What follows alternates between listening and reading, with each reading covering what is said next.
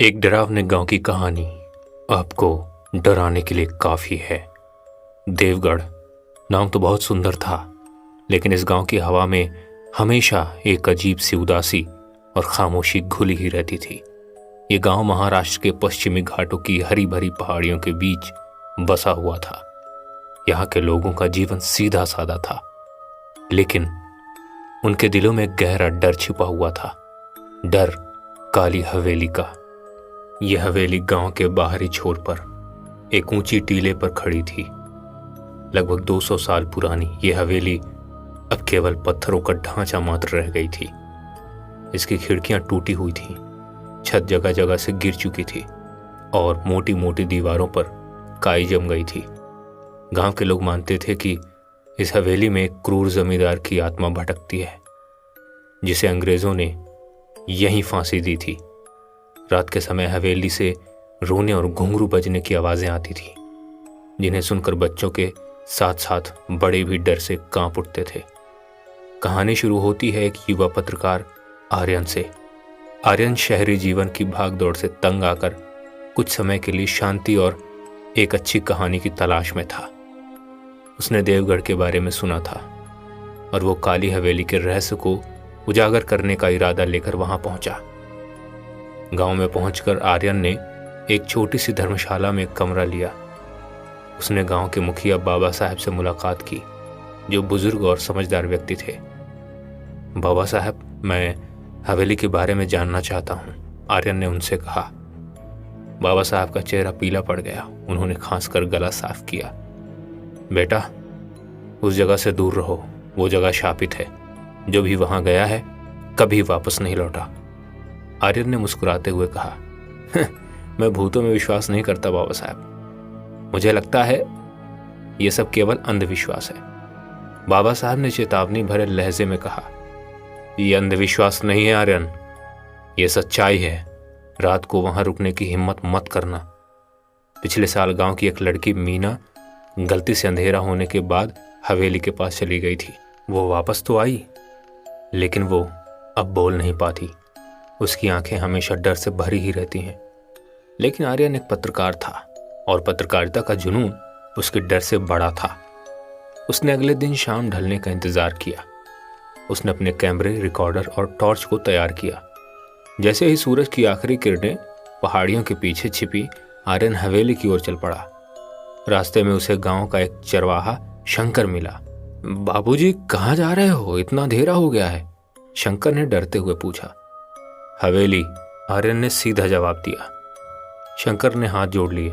वहां मत जाओ रात को हवेली, वो जाग जाती है, उसके साए आपको अंदर खींच लेंगे। आर्यन ने शंकर को धन्यवाद दिया और आगे बढ़ गया। हवेली का मुख्य द्वार जंग खाकर टूट चुका था। अंदर घुसते ही हवा में नमी और सीलन की तेज गंध आई। हवेली के अंदर भयानक सन्नाटा पसरा हुआ था, जो टॉर्च की रोशनी में और भी डरावना लग रहा था। आर्यन पहली मंजिल पर पहुंचा। कमरे धूल और मकड़ी के जालों से भरे थे। अचानक उसे एक कमरे में फुसफुसाहट की आवाज सुनाई दी, जैसे कोई धीरे धीरे रो रहा हो।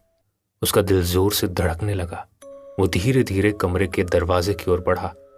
जैसे उसने दरवाजा खोला, टॉर्च की रोशनी में उसे एक पुरानी मैली साड़ी और कुछ टूटे हुए मिट्टी के बर्तन दिखाई दिए।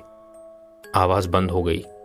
आर्यन ने सोचा शायद ये केवल हवा या किसी जानवर की आवाज थी। वो हवेली के सबसे पुराने हिस्से तहखाने की ओर जाने वाली सीढ़ियों के पास पहुंचा। सीढ़ियां लकड़ी की थीं और उन पर पैर रखते ही चर्र की भयानक आवाज आई। जैसे ही वो सीढ़ियों से नीचे उतरा, तहखाने की ठंडी भयावह हवा ने उसे घेर लिया। वहां भयानक बदबू आ रही थी। तहखाना पूरी तरह से अंधेरे में डूबा हुआ था। अचानक उसे अपने पीछे किसी के चलने की आवाज आई। ठप ठप ठप।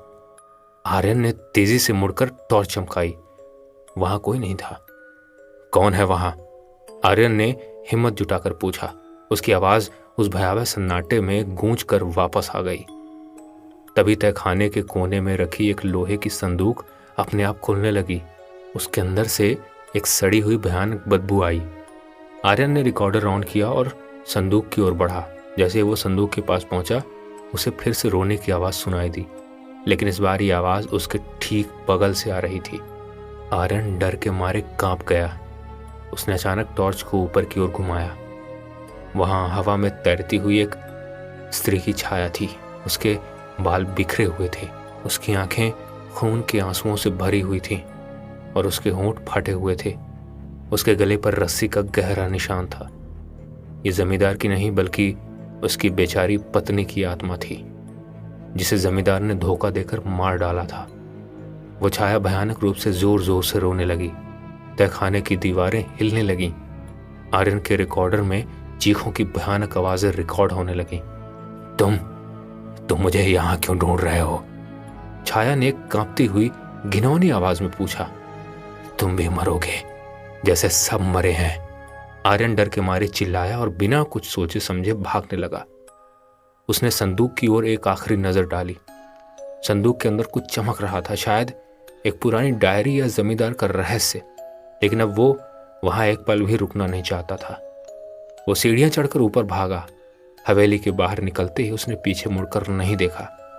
वो बस भागता रहा जब तक वो गांव के मुखिया बाबा साहब के पास नहीं पहुंच गया। अगले दिन सुबह जब गांव वाले आर्यन को बाबा साहब के घर पर मिले तो वो सदमे में था। उसका चेहरा सफेद पड़ चुका था और उसकी आंखें मीना की तरह डर से शून्य थी। वो बोल नहीं पा रहा था, बस कांप रहा था। उसके हाथ में केवल उसका रिकॉर्डर था। आर्यन देवघर से वापस तो गया, लेकिन वो कभी पूरी तरह से वापस नहीं आ सका। वो काली हवेली का रहस्य तो नहीं सुलझा पाया, लेकिन वो उस जगह के भयानक सच से जरूर रूबरू हो गया था। गांव वालों ने रिकॉर्डर को सुना। उसमें हवेली के भीतर की हवा, दरवाजों की चरमराहट और अंत में एक भयानक चीख और उसके ठीक बाद एक भयानक सड़ी हुई आवाज रिकॉर्ड थी, जो कह रही थी, अगली बार कोई नहीं बचेगा। और आज भी देवगढ़ के लोग रात के समय काली हवेली के पास से नहीं गुजरते। वो जानते हैं कि वहां हवा में केवल उदासी नहीं बल्कि एक भयानक अतृप्त आत्मा का इंतजार छुपा हुआ है, जो अब आर्यन के लौटने का इंतजार कर रही थी ताकि वो अपना बदला पूरा कर सके। दोस्तों, ये कहानी आपको कैसी लगी कमेंट बॉक्स में ज़रूर बताइए। चैनल को सब्सक्राइब कर लीजिए ताकि ऐसी डरावनी कहानियां आपके लिए हम लेकर आते रहें।